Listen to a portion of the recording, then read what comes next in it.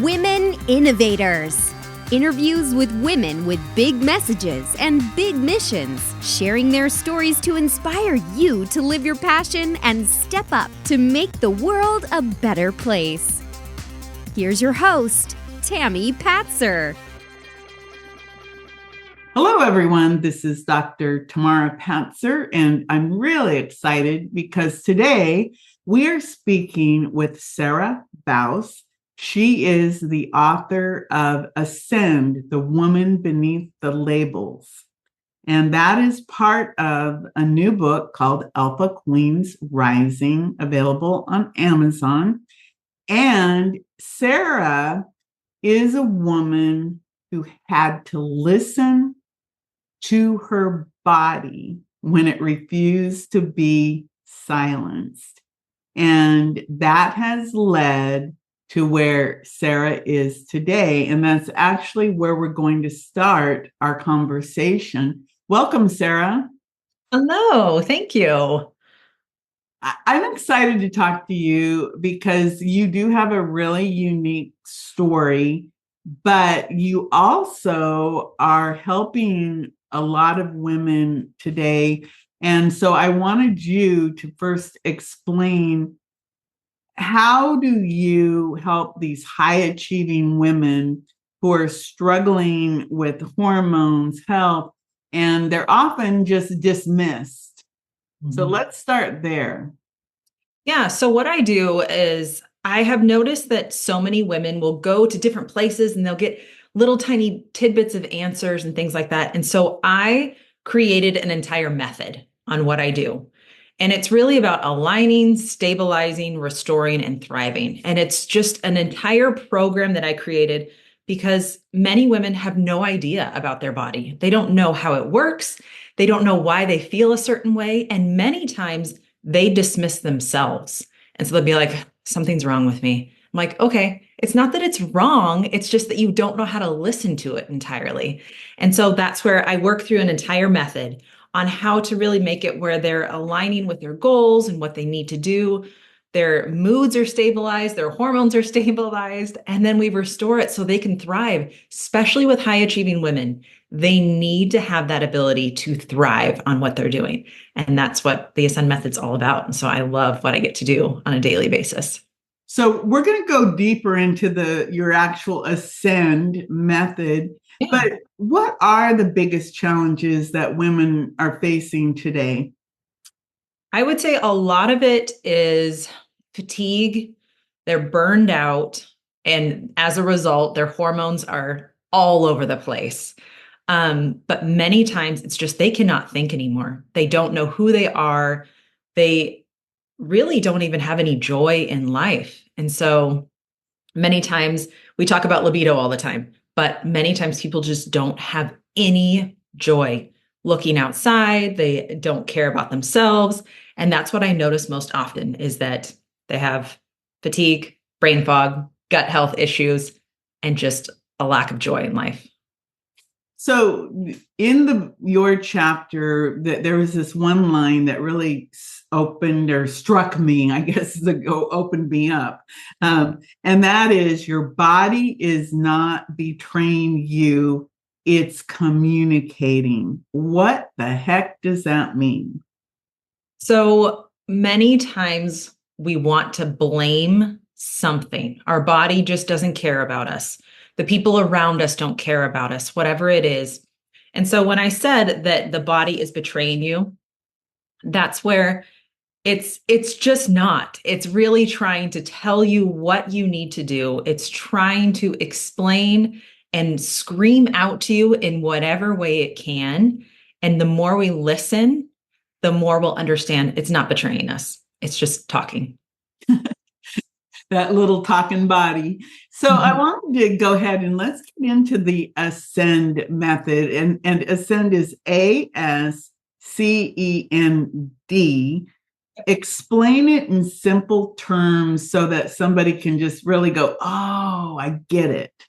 Yep. So before I go into the letters, I'm going to kind of explain it. So it's 6 months of functional hormone restoration system is really what I created.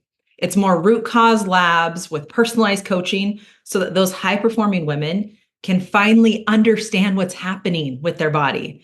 So I'll go through each of the letters. So A is alignment. When they come to me, instead of fighting their biology, we're like, what's going on with it? So we do a lot of functional testing, whether it's urine and salivary hormone testing, blood testing, gut testing, whatever it is, to figure out how to align their goals with what their biology is doing at that time. Then we go into sleep and stress. That's S. Many women that are high achieving, they don't sleep. They're high on stress. They use a lot of things like coffee, caffeine of any kind. And so we focus on sleep and stress. And then cellular nutrition is C. So that's where on a cellular level, I want to make sure that they are nourished. That's why blood testing is great. Not just to be like, you're in range. No, I want to see how your body is really needing the nutrients and how to utilize it better. The next is like elimination and detoxification. Our body is incredible and it eliminates and detoxifies as it needs to, but sometimes it gets stuck.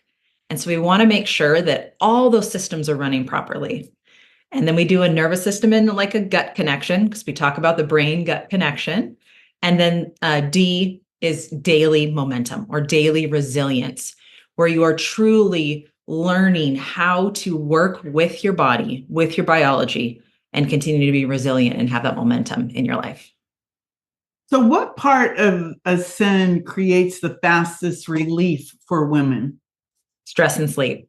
100%. And so that's why I love it as S, is because if we can just put the phone down, don't doom scroll, go to bed on time at a consistent basis, it makes a drastic difference. Your body can recover, it can detoxify, do all the things that your body naturally wants to do. Just go to sleep. So what part of it creates the most permanent change? I would say the most permanent change is going to be the nervous system and the gut connection. That's a really big one. So when you don't have any gut issues, you're digesting your food properly, you're absorbing nutrients. I always say, I could give you the perfect diet, perfect plan, but if you can't digest it, what is the point?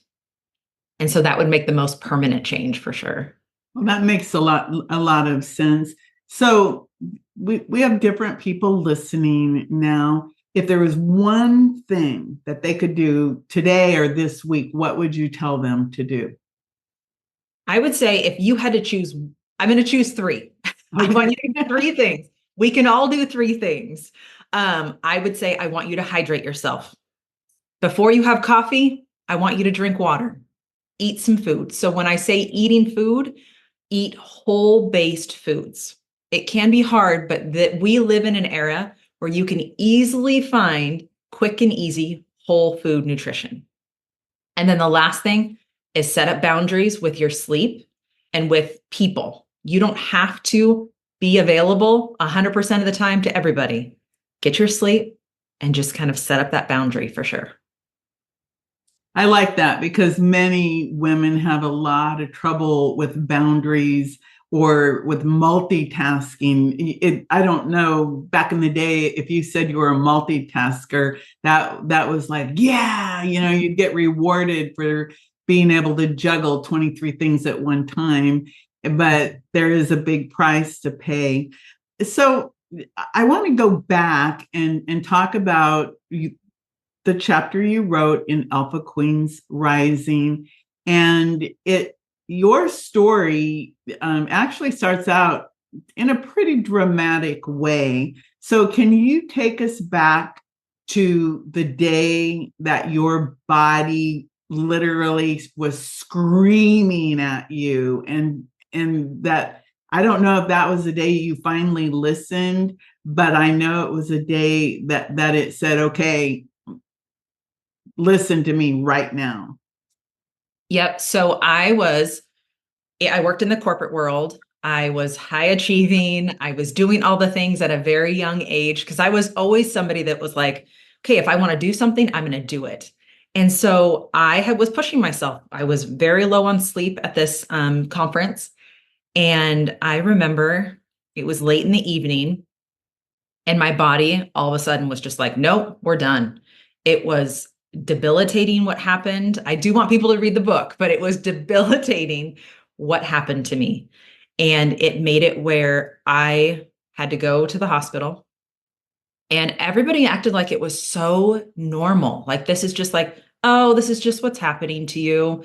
And for me, this stopped me in my tracks. One, it stopped me for the whole conference. And I actually was going to need to speak the next day. Couldn't do it. And then the next thing is that I was laying in a hospital bed. No, everybody at the hospital seemed to be like, well, this is just the way that it is. We'll come in and check on you. They weren't going to give me any food because they're like, we don't really know entirely what's wrong with you. So I didn't get any food. Like, it was just like I was in a dark room by myself. And I remember thinking, what am I doing? What is the point in what I'm doing? And I would say that is where the thought came to mind, is that nobody is going to come and save me. I have to do it. I have to be the one that changes. I need to listen.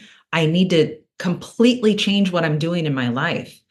And did I quit my job? No, I didn't quit my job. It was one of those things where I just decided to do things differently. I decided to figure out what was going on. And then I went to doctors, and doctors were like, oh, this is just the way that it is. This is medicine that we can give you.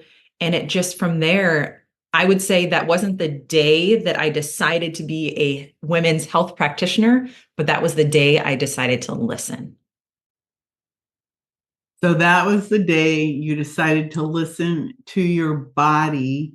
And looking back, you were only 23 years old when that happened, and you were in Florida, and you actually, your husband and you lived in Washington State. So you were more than 3,000 miles away from home, lying in a hospital, saying, whoa. But looking back at you and your life until you were 23, what did you realize were the earliest signs and that your body was screaming and trying to talk to you, but you just didn't know enough to listen? So I was what my clients come to me with all the time. I was tired. I had brain fog. I was super inflamed. I couldn't lose any weight. I gained 70 pounds in a year. I mean, it was drastic what happened to me. And I had some Bell's palsy going on with my eye. I had and people would make fun of me with that. That's a whole thing. But I had Bell's palsy. I had multiple doctors that would go to me. I had debilitating cycles. And I had even ashen skin. Like, I just didn't look healthy. I honestly don't even have pictures really of during that time before I turned 23, because I hated myself. And that's where it was screaming at me for sure. And I did not listen. So what did it feel like when all these doctors, because everybody respects doctors, right? When a doctor tells you something, we've been trained, well, the doctor said so. What did that feel like to be just dismissed by these, doctors and nurses and medical professionals? I would say, and doctors are incredible. And I don't want to say that doctors are not, but I felt like nobody would listen to me, not a single person. And they just pushed me to the side without trying to work with me to get better. Like, why not show me what to do? You have all this knowledge. Why can't you share it with me? And so it was just this huge disconnect that I felt, that I should be able to go to a health professional and be able to be guided. It doesn't mean I have to take their advice, but it's one of those things I should have been given advice, and I just wasn't. And so I was like, now what? Who do I go to? So when people like that, people, obviously doctors, they have a lot of education, a lot of training, and we hold them with a lot of respect. But what does that do to your identity and your belief system when you're obviously your body's your body's not functioning properly, you gained weight rapidly, like you said, your cycles were all out of whack, and at one point you were even told that you were pre-diabetic, you had PCOS, overweight, that the odds of pregnancy were slim to none. My first question about that is related to that belief system that you believe about yourself, that identity, about that. If doctors are dismissing you, what does that say about me? And then we can talk about some more moments in your life. Yeah. So when the doctor dismissed me, and like what it says about me is that I felt like something was wrong with me. Like I was a lost cause. There was no reason to try to help Sarah. And so that's where, when I found out that I may never have children, it was one of those things where I was like, everybody talks about how you're going to grow up and you're going to be a mom, you're going to get married, you're going to have kids, like that fairy tale story that we've all were fed. And to have that, I was like, am I not worthy of that? Do I not get to have that opportunity because of XYZ, whatever it is? And so that's where it really started to rock who I was, who I had, the goals and dreams that I had aspired to. Like, why was I working if I wasn't going to, have money for a family and just the dreams and goals that we have? And so it completely changed the way that I thought about myself, about, and my future, truly. So you do now have children, right? Yes. So how did you go from being this person who was literally told your chances of pregnancy were slim to none to being a mom, and some other things happened along the way because you found out that you have the Rh factor, and that did create a miscarriage. But how did you end up being able to get pregnant in the first place? And you do have, I believe, what, 2 healthy children? 2 healthy children, 2 boys. 2 boys? Yep. So how I went to it is that, so I'm an Aries and very stubborn. So sign. Yeah. Yes. Thank goodness I do. But that's where I was just, when that rocked my identity, I was like, I'm not going to accept this. And so I kept looking. I went to many doctors, got the same answer. And finally, I found a nutritional therapist and a naturopath. And it was one of those things that completely changed it. She sat me down. She listened to what I said. Like, instead of just like, let's check your vitals, let's do this. Oh, here's a medicine. No, she listened. I would sit in her office for like an hour and she's like, tell me about what's going on. Tell me about your health. Tell me about how you grew up. Like, she wanted to know about me. And that's what changed my identity for sure, is that I was like, somebody's listening and I have hope. And I decided to do everything she said. I was like, okay, I'm not going to question this. I've already tried the other way. I'm going to do everything she says. And that's what I did. I started to change my food. I started to sleep. I started to figure out what was going on with my hormones. I had some cellular nutrition going in, like all the things that are necessary to really change that. And then my mindset changed too. I was like, Sarah, this is a possibility.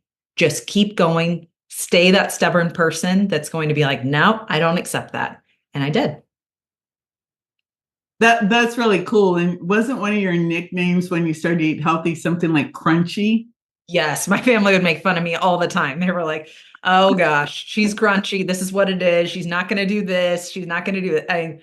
It was just, I mean, I grew up with the standard American diet, the SAD diet. And so my family didn't really see what they needed to do. And they thought I was crazy.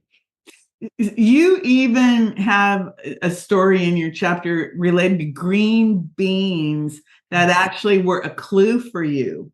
Mm-hmm. Yeah. So when I grew up in the 80s and the 90s where it was like canned food, all those things. And I remember we didn't eat a ton of vegetables. We had a large family and we'd have like 1 can of green beans for the entire family. I'm like, how much was that truly? But I noticed I was getting acne. I had acne as a teenager, like big cystic acne. And I remember I was like, okay, to get rid of it, I just need to eat a can of green beans. Because I noticed that when I would eat that, even though canned green beans, I mean, how nutritious are they really? But it was something that my body was missing. And so that's where I would eat it. My acne would clear up. And I was like, man, my skin would be a little bit more glowy. So I was like, oh, before I have to go do something, let's eat some green beans. And that's just what I started to notice. Isn't that interesting? But it was a clue that, hey, vegetables can be useful. So when you finally, so you found the nutritionalist, naturopath, doctor who really helped you, obviously it changed the way, I take it that, what, did you lose weight? Did it, because you did end up being pregnant, right? Yep. And so that, how did that restore your faith, I guess? And tell me a little bit more about the RH factor story. Did you know that you had that RH factor at any point before you had the consequences of it? Yeah. So I'll answer that first question on how it restored my faith is that when I got pregnant, I was like, oh my gosh, Sarah, you have the power to change what you're doing. And it was like, because I followed everything she did, she told me to. And the fact that I could do it was like, you're not broken. You are not like where it's like the woman beneath the labels. I'm not the labels that all the doctors told me. I'm not the PCOS, the infertility, all of it. It wasn't me anymore. And so that restored my faith in that. But then, yes, I knew I had the RH negative factor. Because with my first child, that's where they have to, for those of you who don't know what the RH negative, when you have your first child, you have to make sure that if you have a negative blood type, that you get a shot halfway through your pregnancy. And then once the baby's born, they have to check and make sure if the baby is a positive blood type, you have to get an RH negative shot again. So my son wasn't a negative blood type, so I didn't have to have another one. So I kind of fell back into some not great habits between my first and second. And also with PCOS, it's something that you have to really stay focused on all the time. My husband and I had moved to Nebraska. He became a police officer. It was a lot of stress. And I just wasn't taking care of myself really the way that I needed to. And I also had a small son. So we wanted to get pregnant with our second child. And I had a miscarriage. I had it around 11 or 12 weeks.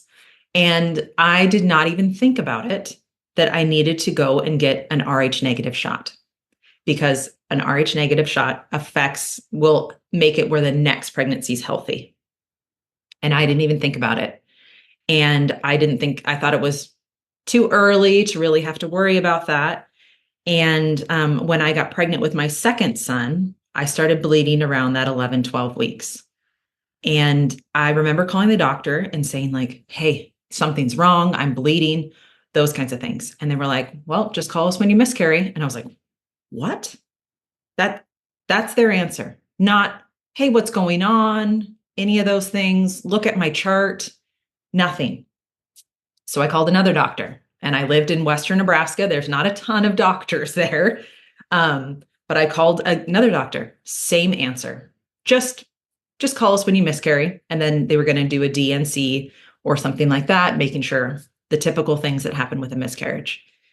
And I was just like, I remember dropping the phone and being like, what? Again? Like, again, I'm being told, well, this is just the way that it is. And so I remembered that I didn't give up the first time. And I was like, I can't give up anymore. I have to be able to, like, this is literally my son's life that matters. And so I finally found a midwife, and she immediately had me come in. She was like, you need an RH negative shot. And she asked me what my blood type was even. And I told her and all the things. And so I got my Rh negative shot and I have my son. He is now 12 years old. So it's just an incredible thing that when I realized that me searching for answers is literally saving a life, and that changed completely the trajectory of what I was going to do with my life.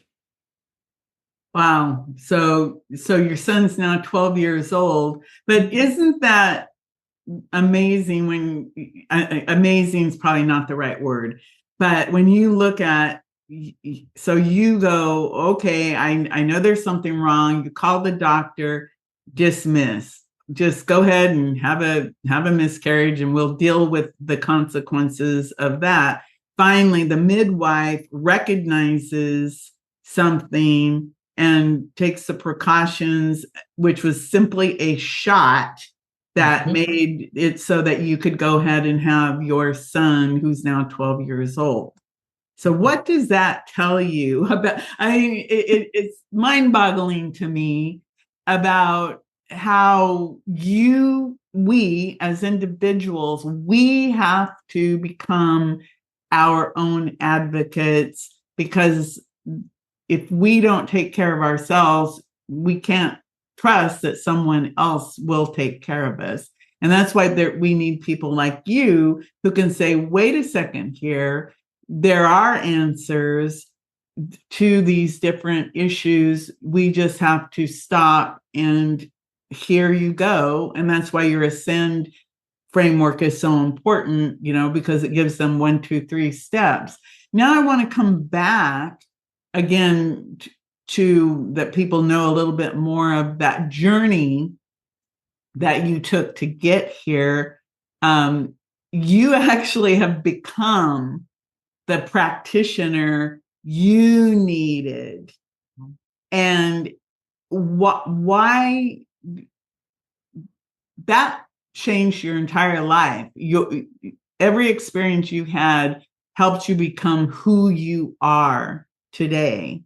So how do you look at that mission in life now that you obviously know that you have a true purpose and a mission to help all of these other people? Can you expand on that for me?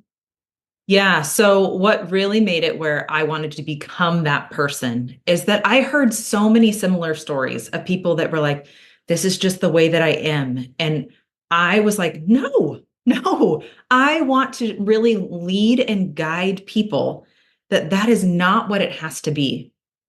Because everybody has choices. You can choose to just stay on one path, or you can choose to not accept it and choose differently. And that's where I saw the disconnect with women. And I saw even talking about identity, that identity shift that women have, where they don't see themselves as powerful and thriving. And I was like, you can do it with whatever industry you're in. But that's where and even if you're a stay-at-home mom, if you are a grandma, whatever it is, you have power. And so that's why I wanted to teach people. My goal is to teach people how their body works, how they can search for the answers that they need in order to really heal themselves, whether that's on a completely physical basis, or is it more just a mindset? And so that's why I wanted to become this female practitioner that I am today. So do you have any goals of how many women you'd like to impact? Or you also work with other practitioners too, because you have patients that you work with, or clients. I'm not sure what the terminology is. Clients, yep. And then you have other practitioners that obviously can learn from what you're doing. So how do you work with those two different groups of people? Yeah, absolutely. So I work with all of my clients right now. I work on a very one-to-one basis. I know a lot of people like group, but what I love is the bio-individuality of women. Nobody is the same. Cookie cutter programs, not the way that I work. And so that's how I really listen to them. I look at their lifestyles. I look at how they grew up, what their even health IQ is. And that's why I work with them. But then what I noticed, and my friend and I noticed this, is that many practitioners are just not led on how to really work with clients. And so I work with the International Association for Functional Hormone Health, and I train practitioners about how to work with clients, how to have empathy, how to overcome obstacles that come up so that they can have the same success. Because I cannot help everyone. I don't have the time or capacity to do that.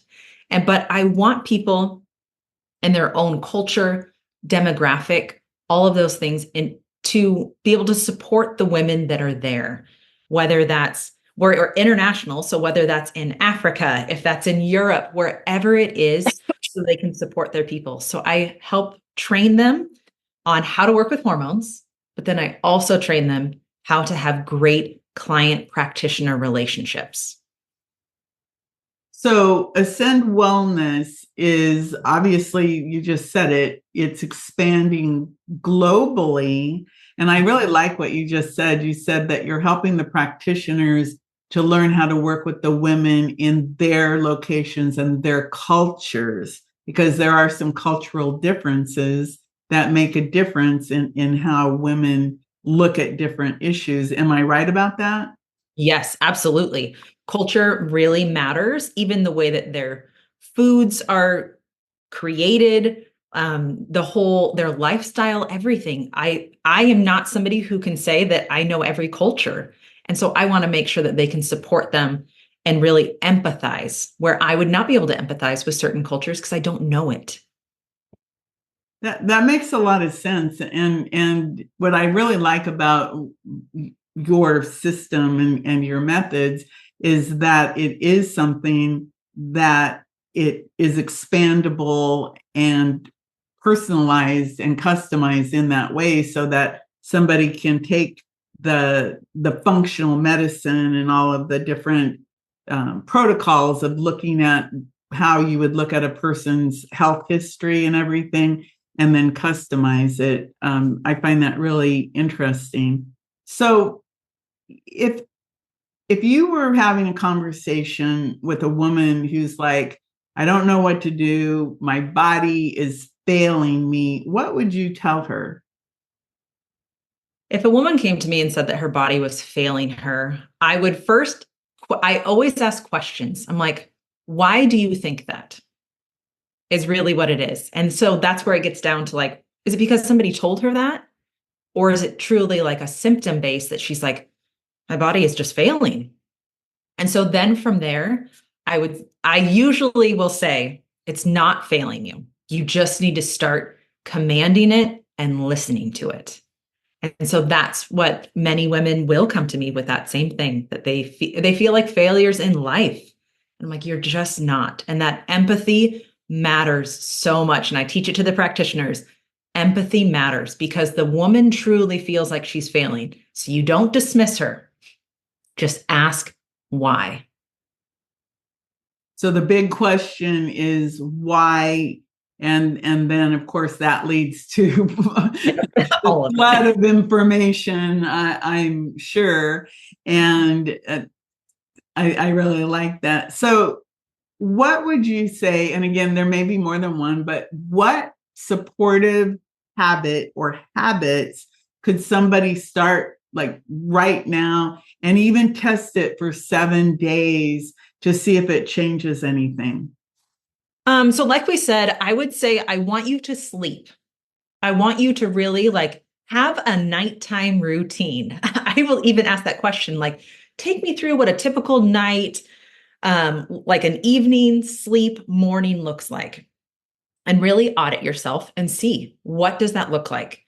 Do you go to bed at 11 o'clock, but then you go to bed with your phone and you doom scroll until midnight, and then you're like, I can't fall asleep? Well, that blue light's all over you. And so what I want you to do instead is have a routine at night that truly supports you, whether that's, I'm going to do my face care, my skincare, brush my teeth, I'm going to read a book in bed, I'm not going to have my phone with me, and then I'm going to go to sleep. Something that is supportive not something that's going to heighten you when you're doom scrolling or you're checking your calendar for the next day. Like, don't do it. I just want you to have a nighttime routine and go to sleep at the same time for 7 days. So get rid of the electronics. If you want to do something, read a real physical book, if that helps you to calm down. Have a routine, go to bed at the same time. And then, of course, I imagine it'd be great if you could get up at the same time in the morning too. But if we have to choose one thing, let's just stick to that nighttime routine. Right. So I like that because it makes sense, because I think you've nailed it right there. The people that their phone is like attached to them like 24 hours a day, it seems like. And I even get where people they'll say to me, you didn't answer your phone. It's like, well, no, I don't, it's not attached to me. I do leave it someplace because I don't want to be on 24 hours a day. So where can people find you to work with you? So you can find me at ascendwellness.co. That is my website. But also an easy way to connect with me is if you just look up my name on Instagram or LinkedIn. Okay. Either place is super easy. I just wanted to make it where some people will remember my name, some people will remember Ascend Wellness. And so I wanted to make it where it's super easy for people to find me. So it's Sarah, Sarah, Bouse, Bouse, or Ascend Wellness. And everyone, you can read the story that Sarah wrote about this big adventure. And I've read it, and believe me, she left out all the details. And so you'll want to do that. And that is Alpha Queens Rising. And Sarah, her story is part of the entire book. And it's one of the, I'd say every chapter is very powerful, but it is one of the most powerful chapters in the book. And of course, her journey to become who she is now, it's just a small part of the bigger picture, and how she can help hundreds, if not thousands, of women globally. And I think that's why, Sarah, you're such an inspiration as an Alpha Queen Rising. Also, Sarah will be speaking at a live event in Omaha, Nebraska on March 19th, along with many other women. So that's something to look at too. Sarah, before I let you go, is there anything you'd like to say or remind people about? So the other thing that I like to tell people is that you can always book a discovery call with me.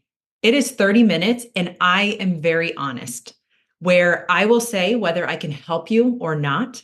And if I can't, I will either lead you to somebody exactly who could, or if you're like, I want to work with my doctor, but I don't know what to say, then I will help you to advocate for yourself in the medical field. And so that's where book a discovery call. It's on my website or even on my LinkedIn or Instagram. There's an easy way to do it because I love to connect with people. And I am a person that's like, if we don't fit, you know what? We'll find something for you. That is the best way to handle it. So everyone, reach out to Sarah Bouse. And again, that is Sarah, SarahBouse. Thank you so much, Sarah. I really enjoyed this, and I've learned a lot about just a lot in general about women and women's health, and about just all the different things that we as women go through. And I especially like the fact that you made it so clear that we can take our own health into our own hands, and that there are people out there like you who can actually, help us to speak to the other doctors or other physicians or other medical professionals in our lives. I really think that that is a really great offer to have that discovery call with you so that you can get just some preliminary answers. That's really phenomenal. So thank you so much, Sarah. Welcome. Thanks for having me. Everyone, this is Dr. Tamara Patzer. We'll talk to you soon. You've been listening to Women Innovators with Tammy Patzer. To learn more, please go to womeninnovatorsradio.com. And please do subscribe and share to spread the big messages and big missions to change the world.